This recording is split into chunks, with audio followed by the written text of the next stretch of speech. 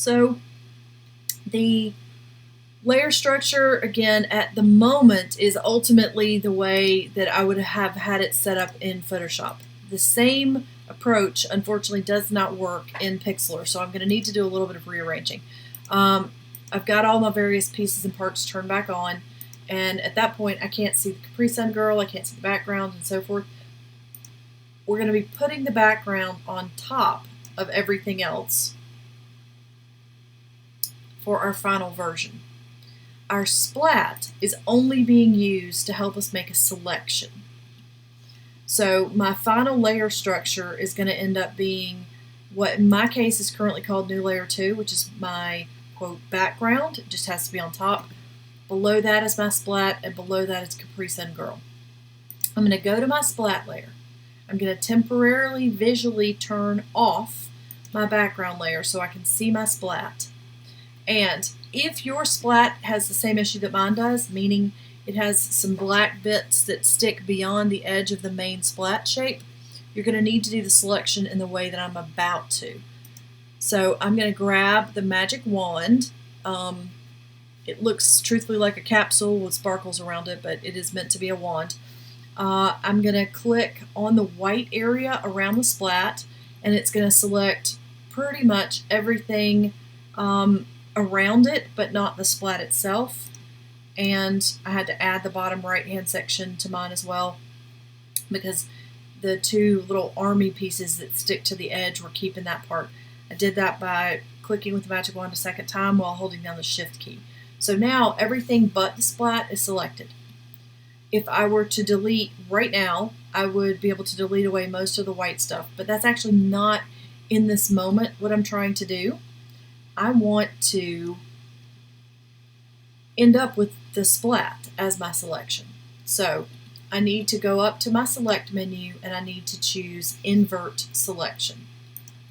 And that will make the splat the selected item, and I'll show you that it would be. If I were to delete right now, it deletes to a transparent area, and that's what I want it to do.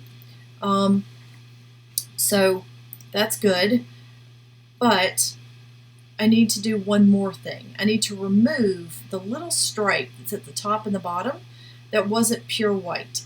I can do it later, but if I don't do it now, I'm going to accidentally get rid of a little bit too much of my background. So I'm going to hold my shift key down, and I'm going to hold the option area, and that did not work. That's not, apparently that doesn't translate from Photoshop, so let's see. Okay, there's a remove from selection choice. I want to remove what I'm about to do from the selection, so I want that item active, and I'm going to go over this little top part because I don't want the bottom, I don't want the splat to be affected, and I'm going to do the same thing with this little stripe I have right along the bottom of mine. If you didn't have those added pieces on yours, you wouldn't have needed to do that step, but that is what that particular one was all about. Alright, so now just my splat is selected. I don't have those little extra stripes at the top and bottom. I'm going to come up here to my new layer 2, make sure that it's turned on so that I can see it. And this is that we're about to do is definitely not a non-destructive edit. The goal with this module was to show you what non-destructive edits look like. Pixlr doesn't do those terribly well, so unfortunately we're having to do a workaround. Alright, I have the selection. I'm on the new layer 2, which is the one with my gradient on it, and I'm going to press the delete key. When I do that delete, it creates a hole in that part of my image, and that's good. That's what I wanted it to do. I can see through to the splat that's behind it. The splat was only being used for the purposes of making the selection. So now that one can either be turned off or just altogether gotten rid of. And I'm left with the ability to see through to the girl image.